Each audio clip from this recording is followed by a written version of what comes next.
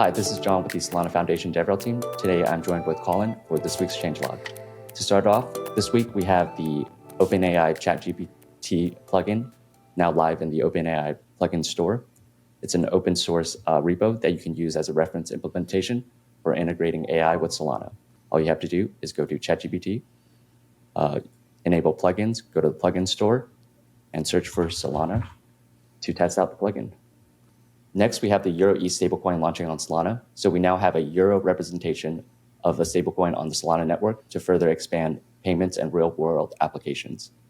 Next, we'll move on to Colin to introduce this week's commit highlights. Yep. The commit that I picked out for this particular week is for the Solana install CLI. Now, shall I say finally, you can now list all of the current installed Solana versions that you have on your machine.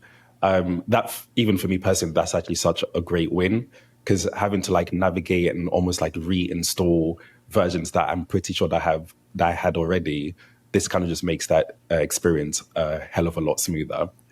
And then moving on to resources of the week, this week we kind of saw almost every single team launching a new feature or doing something cool. And in no particular order, the first one I wanted to pick out was sign in with Solana. And this was released by Phantom and was worked with Jordan Sexton, who's an engineer at Solana Labs, which kind of just makes the almost the sign in feature so much simpler. So rather than having to connect your wallet and then sign a message, this sign-in is just one method that you have, and also standardizes the message that has to be signed to, in quotes, authenticate a user. So this is really cool. It's also open source.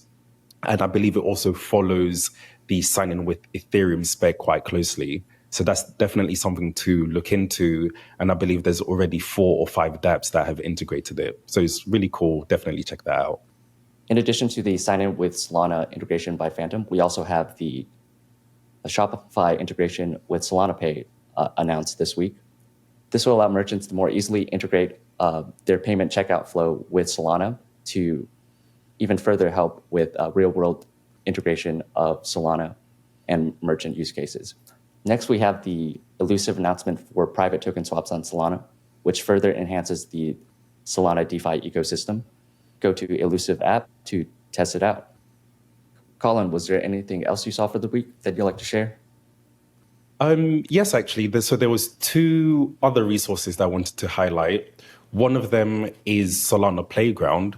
And if you don't know what Solana Playground is the quickest and easiest way to start development on Solana directly in your browser.